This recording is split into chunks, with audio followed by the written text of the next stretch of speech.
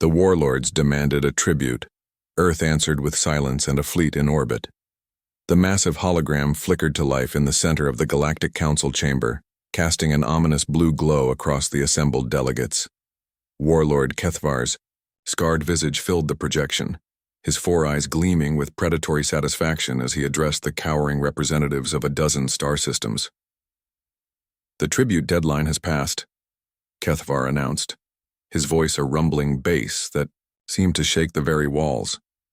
"Those who have paid will continue to enjoy our protection. Those who have not," he paused, allowing his mandibles to click ominously. "Well, let us discuss the newest addition to our collection of examples."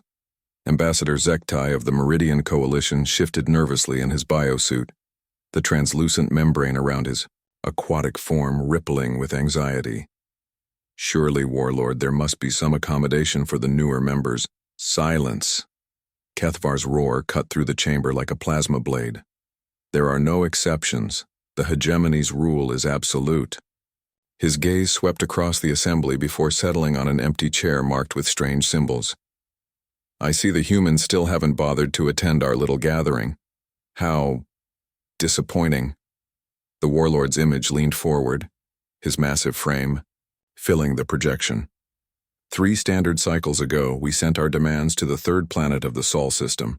10% of their industrial output, 5% of their population for labor conscription, and complete access to their primitive military technologies. The response deadline was yesterday. A collective intake of breath echoed through the chamber. The Vorthan delegate, a crystalline being whose faceted surface reflected the chamber's lights, spoke in harmonious tones. "And their response, Warlord?"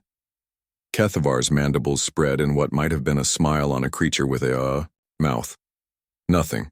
Absolute silence. No communication, no envoys, no tribute. They simply ignored us." The assembled delegates exchanged glances. Ignoring the hegemony was tantamount to suicide.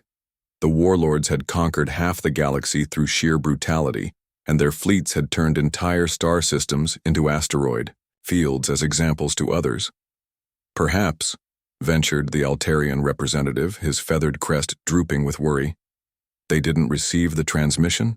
Their technology is quite primitive." "They received it," Kethvar interrupted.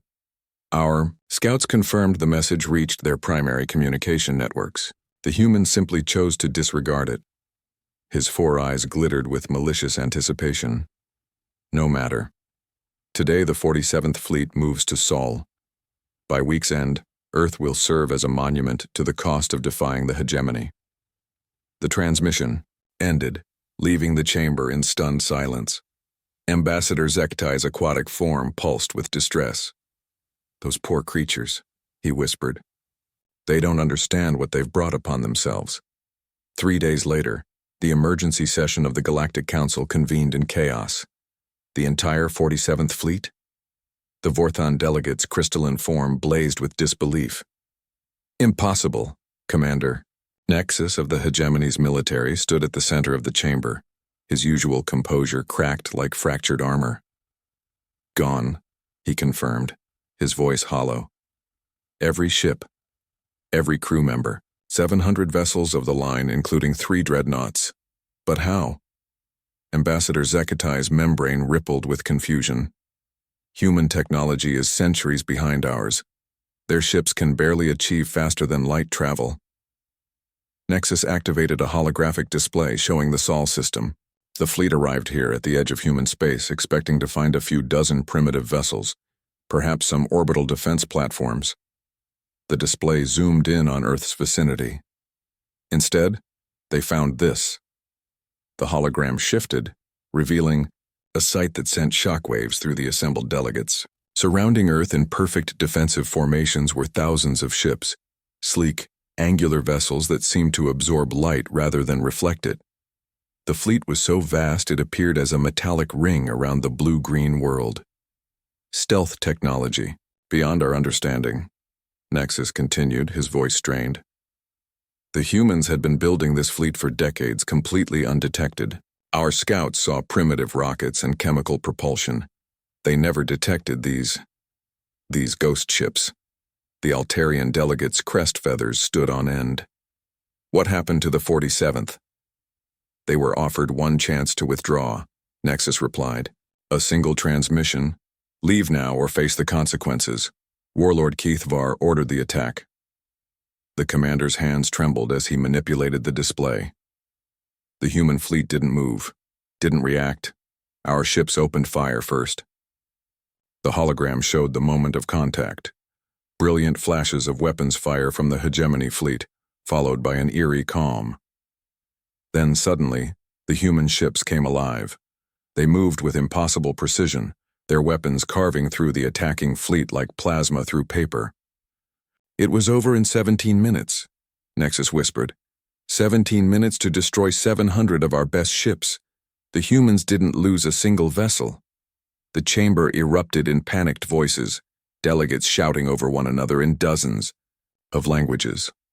Through the chaos, a new voice cut through, calm, measured, and unmistakably human. Council members, the voice said, causing immediate silence. This is Admiral Sarah Chen of the Terran Defense Fleet. A new hologram materialized. A middle-aged human woman in a crisp blue uniform, her dark eyes holding a steely determination that made several delegates step back. We tried peaceful coexistence, Admiral Chen continued. For 3 years we listened to your transmissions, learned your languages, studied your histories. We watched as the hegemony enslaved system after system, and we prepared accordingly. Ambassador Zekatai found his voice. Admiral, surely we can discuss terms. There are no terms, Chen interrupted. The hegemony demanded tribute. Earth's answer was silence because actions speak louder than words. Her image gestured, and the display shifted to show human fleets, emerging from stealth around dozens of star systems. For the past 72 hours, Terran forces have been liberating every world under hegemony control. The scale of the operation was staggering. Hundreds of human fleets, each larger than the one that had destroyed the 47th, were systematically dismantling the hegemony's grip on the galaxy.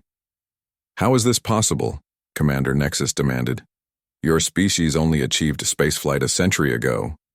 Admiral Chen's expression remained unchanged. Humans have a saying, speak softly and carry a big stick. We spoke very softly for a very long time. Her eyes hardened. The stick was always there. You just never bothered to look for it. The hologram shifted one final time, showing Earth itself. What the delegates had assumed were primitive orbital stations were revealed to be massive shipyards and defensive platforms, their true nature hidden by sophisticated camouflage technology. The hegemony is finished, Admiral Chen declared. Its fleets are scattered, its leadership in exile or destroyed. The galaxy is free. She paused, her gaze sweeping across the stunned delegates. Earth offers protection to any world that desires it, but only as equals, never as subjects. As her image faded, the council chamber remained in absolute silence.